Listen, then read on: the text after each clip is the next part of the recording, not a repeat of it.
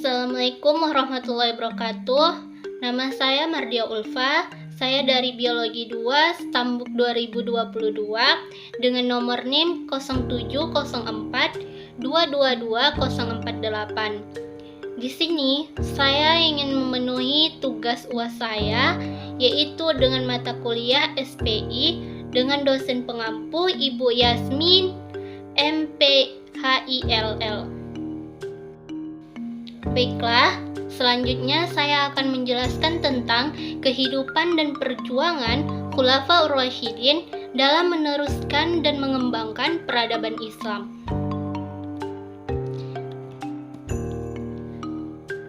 1. Mengenal Khulafaur Rasyidin, sang penerus ajaran Islam. Khulafaur Rasyidin adalah sosok pemegang tongkat estafet kepemimpinan sepeninggalan Rasulullah Shallallahu Alaihi Wasallam, seorang khalifah yang merupakan pemimpin yang menggantikan kepemimpinan Nabi Muhammad Shallallahu Alaihi Wasallam. Akan tetapi, meskipun kepemimpinan itu dilanjutkan oleh Khulafaur Rasyidin, maka kedudukan Nabi tidak akan tergantikan. Istilah khalifah hanya diartikan sebagai pengganti Rasulullah dalam melanjutkan perjuangan Nabi setelah ada 4 sosok Khulafaur Rasyidin yang menjadi seorang khalifah atau pemimpin umat Islam peninggalan Rasulullah Shallallahu Alaihi Wasallam. Keempat khalifah tersebut yaitu: pertama ada Abu Bakar As-Siddiq, dan kedua Umar bin Khattab, ketiga Utsman bin Affan, dan keempat Ali bin Abi Thalib. Yang pertama, Khalifah Abu Bakar As-Siddiq. Namanya ialah Abdullah ibnu Abi Quhaifah At-Tamimi. Di zaman para Islam bernama Abdullah ibnu Ka'bah, kemudian diganti oleh Nabi menjadi Abdullah. Ia termasuk salah seorang sahabat yang utama, julukan Abu Bakar atau Bapak Pemagi, karena dari pagi-pagi betul memeluk agama Islam. Gelarnya As-Siddiq karena ia selalu membenarkan Nabi dalam berbagai dakwah, terutama Isra Mi'raj. Jadi Nabi Muhammad sering menunjukkan untuk mendampinginya di saat penting atau jika berhalangan. Dan Rasulullah tersebut mempercayainya sebagai pengganti untuk menangani tugas-tugas keagamaan. Ketika Nabi Muhammad wafat, Nabi tidak meninggalkan wasiat tentang siapa yang akan menggantikan beliau sebagai pemimpin politik umat Islam setelah beliau wafat. Beliau tampaknya menyerahkan persoalan tersebut pada kaum muslimin sendiri untuk menentukannya. Dan yang kedua yaitu ada Khalifah Umar ibnu Al-Khattab. Dilahirkan 12 tahun setelah kelahiran Rasulullah Shallallahu Alaihi Wasallam. Ayahnya bernama Khotbah dan ibunya bernama Khotmah. Perawakannya tinggi besar dan tegap dengan otot-otot yang menonjol dan kaki dan tangannya. Jenggot yang lebat dan berwajah tampan serta warna kulit coklat kemerah-merahan. Beliau dibesarkan dalam lingkungan Bani Adi, salah satu kaum dari suku Quraisy. Beliau merupakan khalifah kedua di dalam Islam setelah Abu Bakar As-Siddiq.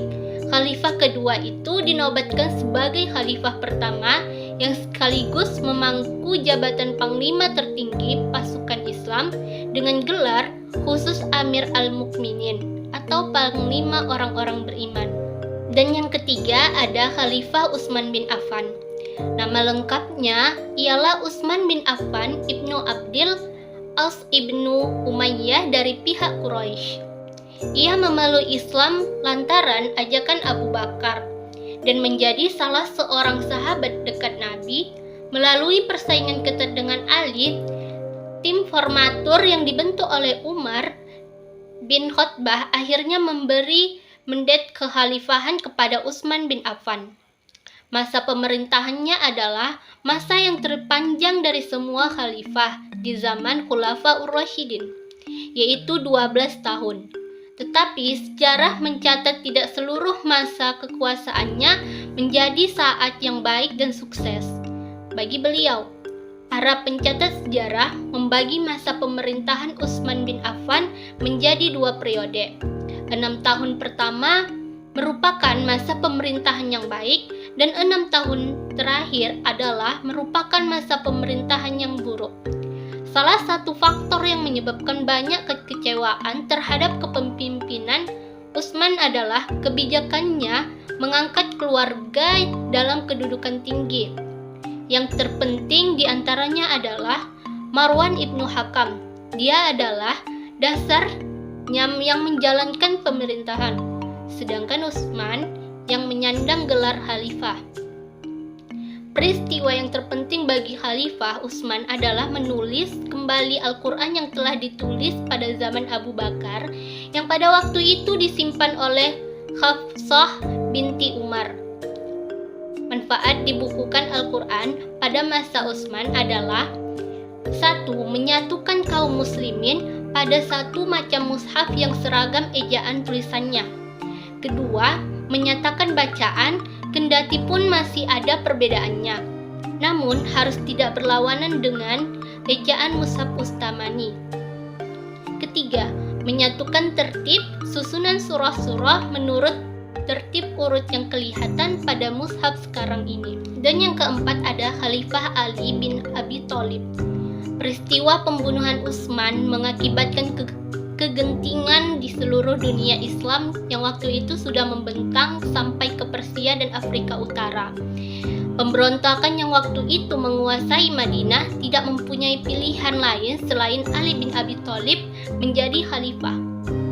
Waktu itu Ali berusaha menolak, tetapi Zubair bin Awam dan Tolhah bin Ubaidillah memaksa beliau sehingga akhirnya Ali menerima baiat mereka, menjadikan Ali satu-satunya khalifah yang dibaiat secara massal, karena khalifah sebelumnya dipilih melalui cara yang berbeda-beda.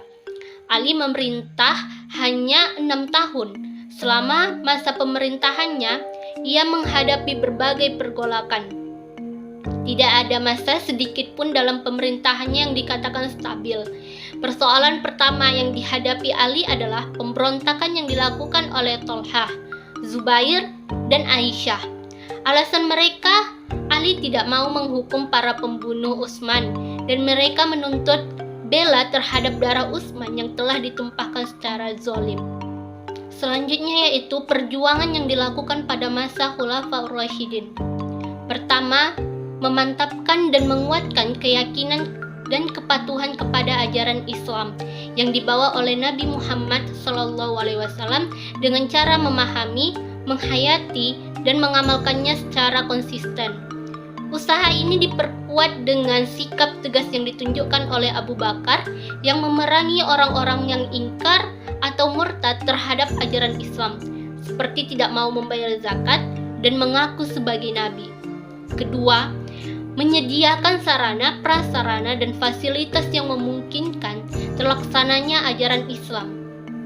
Usaha ini dilakukan oleh Khulafaur Rasyidin dengan mengumpulkan Al-Quran yang berserakan atau di zaman Khalifah Abu Bakar, menyalin kembali di zaman Khalifah Utsman bin Affan, dan membentuk lembaga dan perantara sosial seperti membentuk lembaga yudikatif dan eksekutif, menerbitkan sistem pembayaran gaji dan pajak tanah pada zaman Umar bin Khattab, membangun jalan, jembatan, masjid, dan perluasan Masjid Nabi di Madinah, yaitu pada masa Khalifah Utsman bin Affan.